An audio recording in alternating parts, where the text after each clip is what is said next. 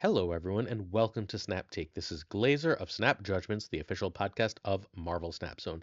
And today we have 5 new decks for you. Why 5 decks and not 4? Because I promised 5 decks because I only gave 19 and not 20 decks in Friday's video. So I wanted to make sure that I made up and got you that extra deck.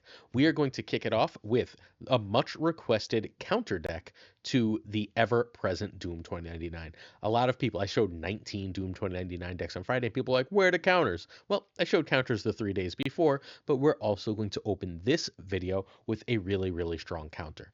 And this deck is a counter largely because of 3 specific cards.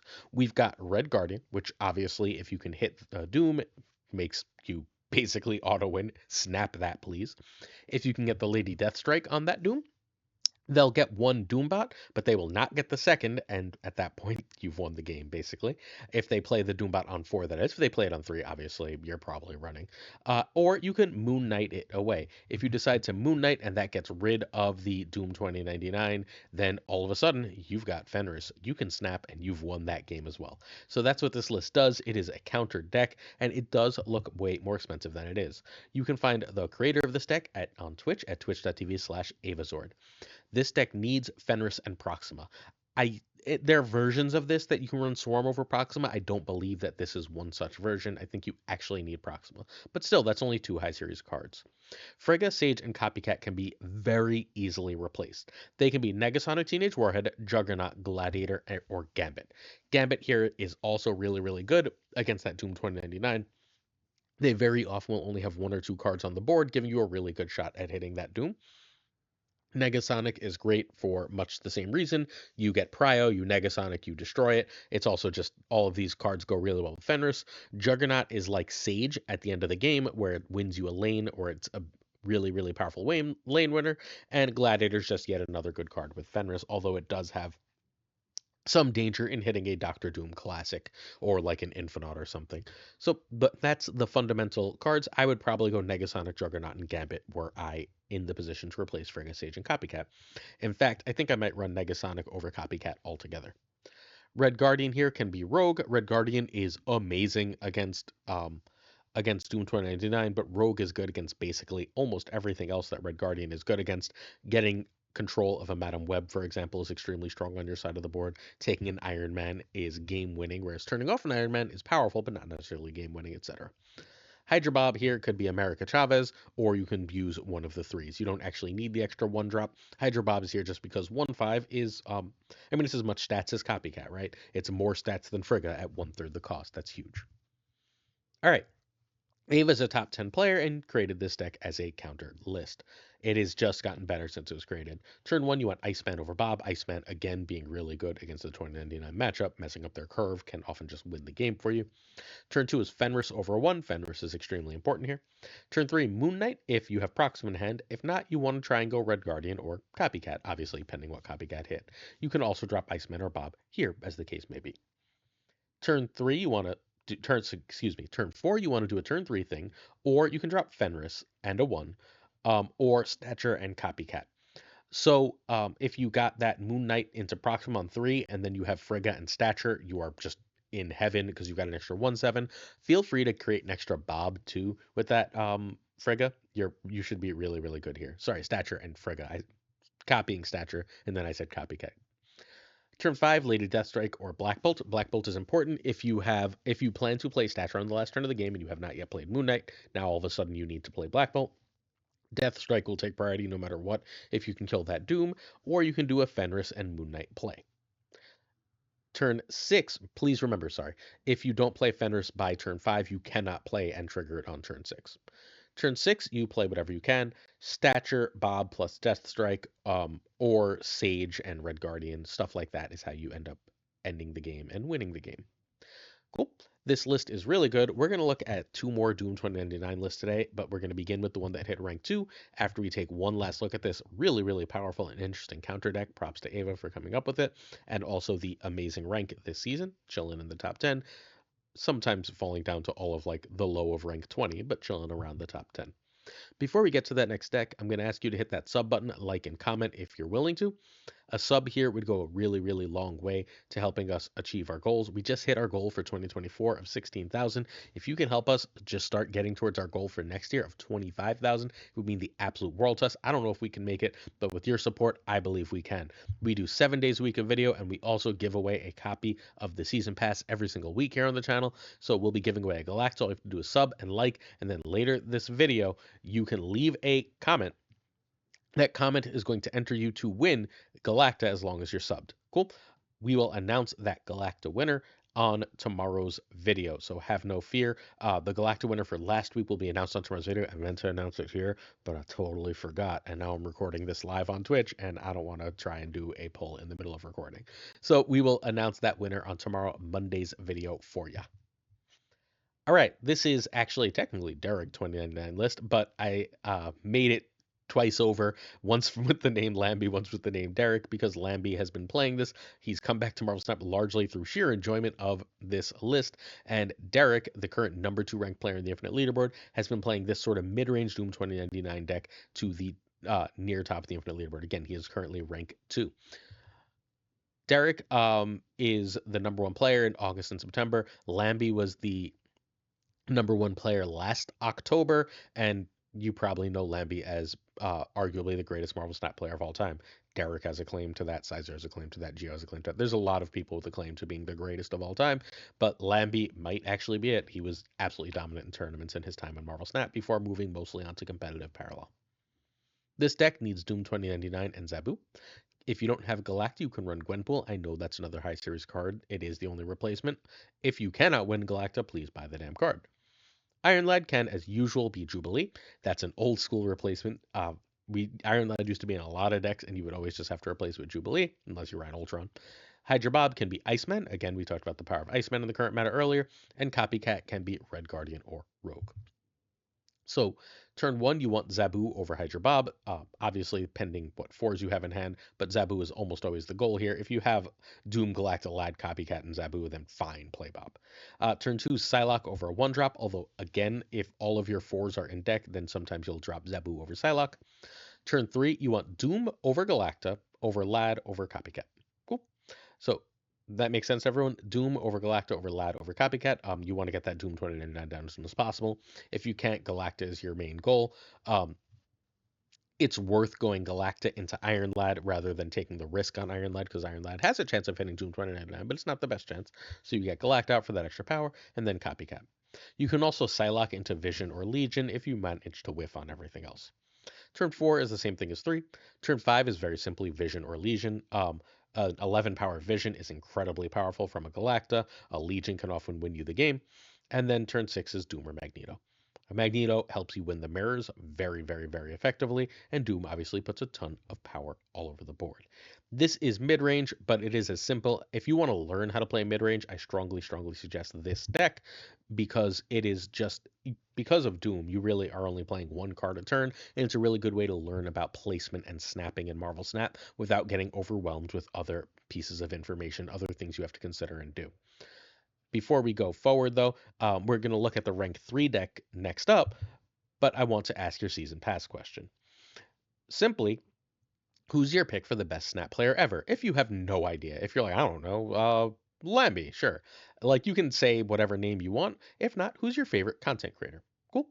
Favorite, the best and favorite / Marvel Snap player. And like, basically what I'm asking is who you got if we had a big old tournament.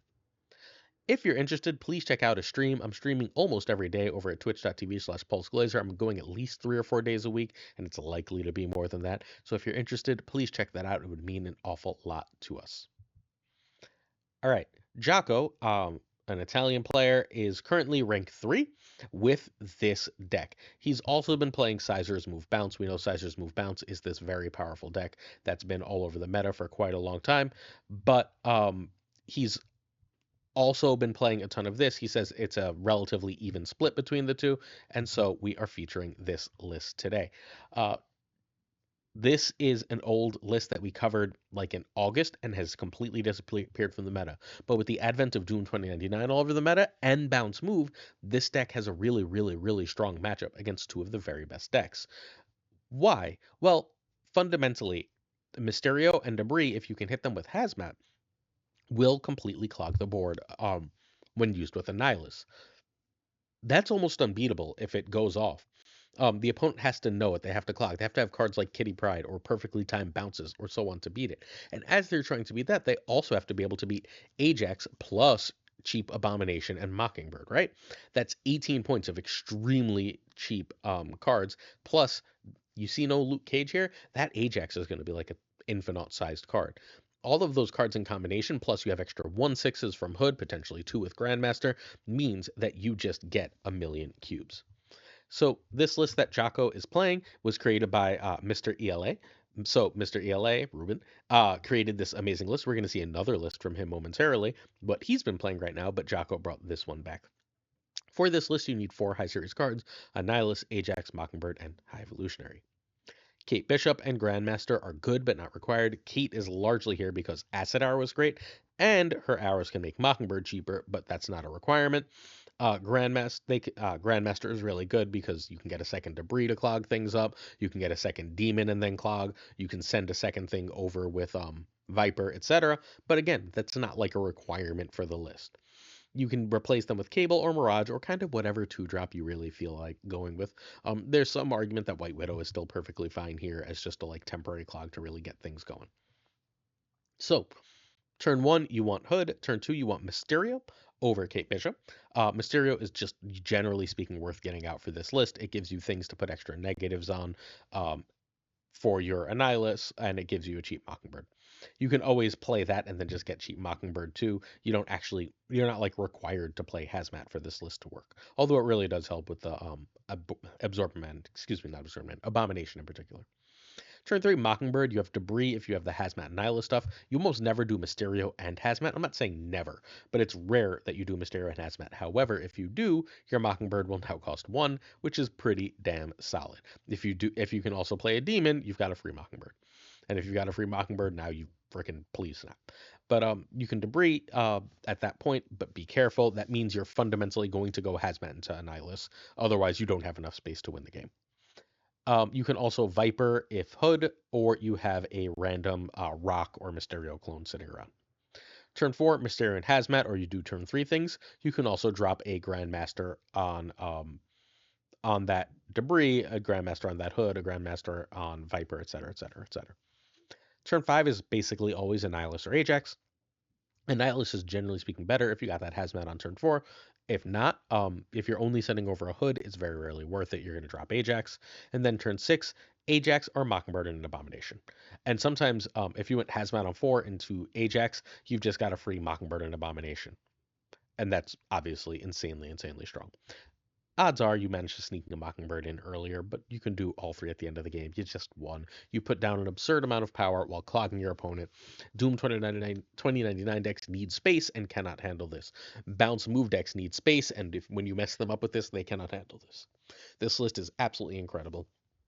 And props to Jocko for coming up with it, bring it back to the meta, and props to ELA for creating this deck in the first place. One last look at it. This deck is, again, really great right now, and I cannot urge you to play enough. It's rank 3 for a reason. If you are just like, I just want to beat the meta, take this. There's very little Luke. You got it.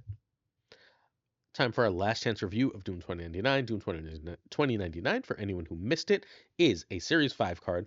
4/2 after each turn, add a Doombot 2099 to a random location if you played exactly 1 card. Ongoing, your other Doombots and Doom have +1 power. This card's win rate is about dead even at high infinite. It's also about it's a little better from 70 to 99, and it's pretty good in top 50% infinite, but not that great in overall infinite, which I think suggests several things to me. At top infinite, people are playing things to specifically beat this, thus it's about a 50% win rate. That makes perfect sense. At top 50% win rate, people aren't playing around this as much, and it's got a pretty good win rate. Top 100, top overall infinite just means people are playing jank. It is quite good in 7099, which is like the sweaty ranks where people are really, really trying to get to infinite, so that's a good sign. I think that this is a baseline power card for the meta. This isn't the best card in Marvel Snap, but this is going to be a baseline power card for the meta. This is going to be a card that both makes decks and goes in decks for a really long time. If you're the type of player who would enjoy a deck that only allows you to play 1 card a turn, then I think that Doom 2099 is an extraordinarily easy buy. This is, again, a powerful card. There are, however, players who think that there's nothing more boring than playing just one card a turn and thus would not enjoy Doom 2099 almost no matter what. If you are that player, guess what? Please don't get this card. You are just going to be sad and frustrated. For the players who are fine playing one card a turn, this is an easy buy. This is going to be a card I don't think they're going to nerf, that's going to be in the meta for a very long time. But if you only want to buy the best card for the best deck, I don't think Doom 2099 is going to be in or be the best deck. It is just a very powerful build around card. The other highlight, though, is that this, along with Scream, along with Fenris Wolf, is a card that gives you access to very powerful things in Series 3. Scream, Fenris Wolf, Doom 2099 are the three cards, in my opinion, that if you have only Series 3 cards, can give you a Tier 1 or close enough to Tier 1 deck to play. As such, this is a buy for a large portion of the Marvel Snap audience. Now, new players have to consider High Evolutionary also gives you access to a high tier deck, and that's in Spotlights next week, along with Ravonna Renslayer, which gives you access to several high tier decks. Should you buy Doom 2099 or open for High Evolutionary and Ravonna? I personally side with High Evolutionary and Ravonna. I think there's two or three good High Evolutionary decks that are relatively cheap. I think Ravonna in negative, which is relatively cheap, and Ravonna in Iron Man mid-range stuff, which is relatively cheap, are both worth it. And better than Doom 2099, but some people would rather play with the new hotness than old things that just aren't going to feel as good. That's going to have to be up to you, unfortunately. I do think if you have the resources for both weeks, Doom 2099 is a very, very easy open. Or if you have Evolutionary or Ravonna, just open for this card. I don't think you'll be sad to do so. Our last Doom 2099 deck is the aforementioned Mr. ELA. This is an awesome deck. It is basically saying, so we saw earlier versions of this that were trying to run Storm Legion shenanigans. ELA doesn't bother with that. He said, I'm just going to win with either Infinite or I'm going to win with Doom, and I'm fine doing either one. No extra ramp, no extra bullshit outside of Jubilee. Let's just do this. Really, really cool idea. Although this one does feel reliant on seeing either War Machine or 2099. If you see either, you've got an extraordinarily powerful deck. Find ELA at the same spot as noted on the last deck. This deck needs Zabu, 2099, and War Machine. Red Guardian here can be Rogue. Hydra Bob can be Iceman. All right. Zabu over Bob over Maw turn 1. Psylocke on turn 2. 2099 over Jubilee over War Machine over Cosmo Red Guardian is turn 3. You want 29 out as soon as possible. You'll Jubilee for 2099. You'll Jubilee on turn 3 for 2099, but you won't necessarily lad because Jubilee means that you're going to actually draw closer to 2099 if you don't hit it. It also has the possibility of hitting Infinite or Doom, which are both great hits. 4 is the same as 3. 5, now you're dropping War Machine almost always over almost anything. You can also Jubilee if you don't have War Machine. You can drop 2099 if you just top decked it. Fine. It's not great at this point, though. And turn 6 is Infinite or Doom. Do you need to go tall? Drop Infinite. Do you need to go wider? Add Doom. Nice and simple. Cool.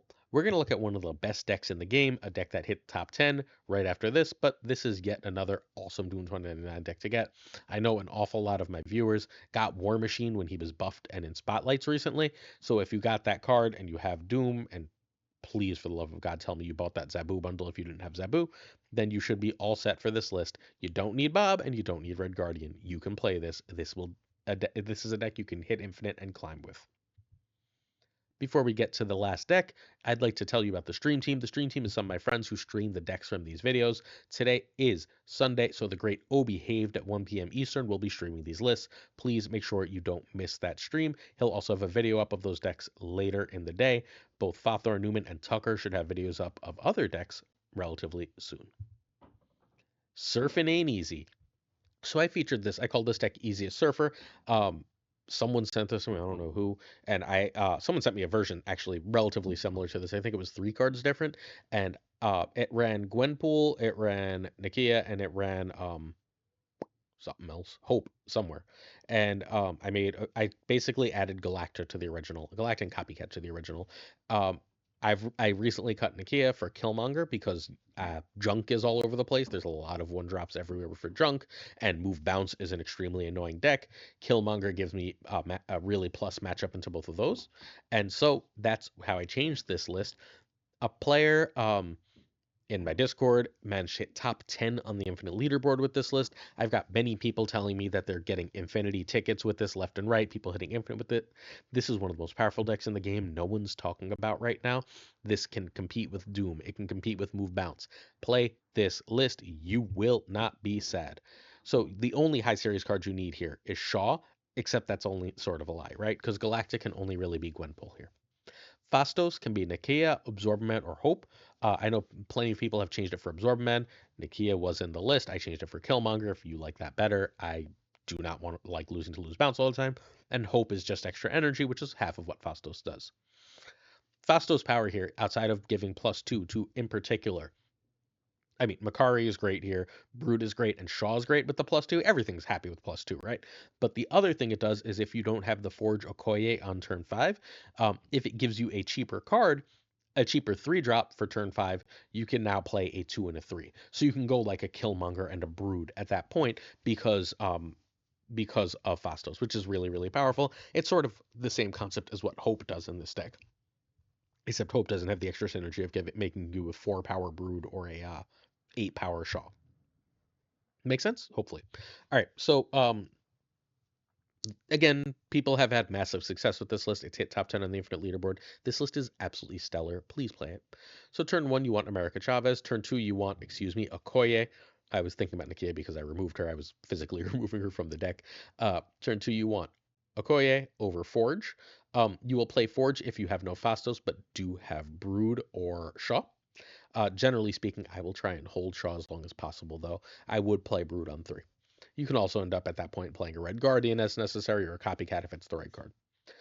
Turn 3, you want Fastos over Brood. Fastos is very important here. It's extremely powerful. This is literally the single best deck I've ever felt Fastos in, and it's not close, including Thanos, including arishem, including everything else. Turn 4, your goal is Galacta. If not, you're fine doing turn 3 stuff. Galacta is fundamentally a snap condition if you have Fortune Brood. It means you don't need Surfer to win, especially as you have America and Okoye as other buffs. Turn 5, unless you have an extra card, you want Forge under the Galacta lane plus Brood or Shaw in a different lane. And then you've got, when you do that, you've got a 21 power Brood or a Jesus, just stupid Shaw, right? You're adding 5, and then you're adding another, what is it? 4. So you're adding 9 power to Shaw. You've got a 13 power Shaw that you can then still hit with Surfer. So, those are pretty good lane winners. Turn 6, you want Brood or Shaw and Surfer, and then you win. Pretty simple, right? This is crazy strong. I don't know how else to put it. This list is crazy, crazy strong. No one's talking about it. Play it. You're going to win cubes. I think if I wanted to hit infinite, this would be the deck I would play. If I just wanted like a simple, straightforward, I'm going to infinite, let's do this. Questions of the day, and then we're going to be out of here. Our first question is from DriveStart, who asks how to tell if Gore is incoming. Gore, as a surprise powerful card, often wins games. So what you have to do, unfortunately, to try and figure out if Gore is coming, is they have one of 3 cards if you think they're going to Gore. They have Gore, Magneto, or Goliath, right? You unfortunately have to count for all 3. You have to say, if they have Goliath here, I lose. If they have Gore here, I lose. If they have Magneto here, I lose. And then you have to try and look at the rest of their cards and figure out what they're most likely playing. Unfortunately, many decks are perfectly capable of running all 3. Wiccan decks in particular can really, really run all 3 with great effectiveness. Is there a reason to run one over the other? What are you seeing, right? Magneto tends to be better against opposing Doom 2099 decks because it can move those Doombots and create a clog, which can help you win a game. Goliath obviously has a lot of power right now. Are they really playing heavily for Prio? If they're playing super heavy for Prio, they may have a Goliath, right? If you can tell that Prio is like incidental to them, then you're looking more likely a Gore or a Magneto. And you just have to literally count. I know counting is annoying. I often don't follow this advice, but you count for all 3 and you say, which do I need to try and beat? If they're playing for Prio, assume Goliath, play around it. If not, does Magneto just roll you or does Gore just roll you? And If it's a big cube game and you're pretty sure they have one of the two, you have to run. Quid Pro Joe asked about the best holiday movie and why it's Die Hard. So I don't think it's Die Hard. I like Die Hard a lot, but I don't especially consider it a Christmas movie. I don't really care if you do. You're more than welcome to consider Die Hard a Christmas movie if that makes you happy. The best Christmas movie is the Peanuts Christmas movie. Sorry, not sorry. It's basically perfect. It nails exactly the right type of kindness and warmth. Yeah, so that's where we are. I'd also like to remind people, on stream I often make decks for players who are stuck in Series 3. Join the Discord in the link to this video if you'd like me to make you some decks. Keep that link updated if you want when I get to it for you to have the most updated cards that you have. Also, a reminder, card acquisition has been updated, particularly for Series 3 players. You're going to get double the cards in January, so you might want to save your caches. Certain tiers of support on our Patreon come with on-air thanks. If you'd like to check out our Patreon, it's patreon.com/snapjudgments. I'd like to say thank you to Abigail Giesland, Mandatory Burnout, Irregardless, David G. Wingfield, Dirty Casual, Danton LAB, FaThorNewman, Good Dog Gamer, Inc., I Am Frostman, Jay Navarrete, our newest friend, YOLO Potato, thank you so much, Potato, Thinking Poker, Primed Ryan, Reinberg, Ryan Wood, and Kertix Lee, Koire, Kazushi, Archangel 3K, Black Dahlia, Profos, The Goat Seeker, Hollowed, Quid Bro Joe, great question, Snap Decisions Joe, Fat Nick, Mr. Kerfuffle, Cables, Ginger Prime, Philip Rakovich, Haplo, Kenny Loggins of The Danger Zone, Rob Silverman, The Bizza, Black Jeebus 23, Exos V, and Skippy G. Jessica Gamble, Tommy Nyquist, The King of Bros, The Great Kazoo, Werewolf, Kepsi Hoda, Lunar Chris, Corwin, John Q, Jim McHugh, Clam, Colonel Forbin, Yistout, 8th Sage, Models, Mod Supreme, The Green Goblin, Unibot, Flam56, Steven, Brian Kaufman, Tristan H. Martin, Jason B, J. D. McDonaldino, The Fuzzy Dunlop, Spectrumix, Hoot, Matt H, DJ Mikey Hijinks, No Frickin' Flex, Oculars, Mr. Craig Sterry, BG, Zodrex, The King of Canada, 10-Man Falcon, who I'm hyped to see tomorrow, Jonesy, The Great Two Ties, Lauren Whatevs, The Perry King Tuccrr, and of course Gunny T, where the T stands for. Hopefully you enjoyed this video. Hit that sub by clicking the button at the middle of the screen. And if you didn't click the button at the middle of the screen, you can also click the left and right to check some more videos out and see if you like those better. Thanks for watching. See you tomorrow for another Snap Take because we never miss a day. Peace.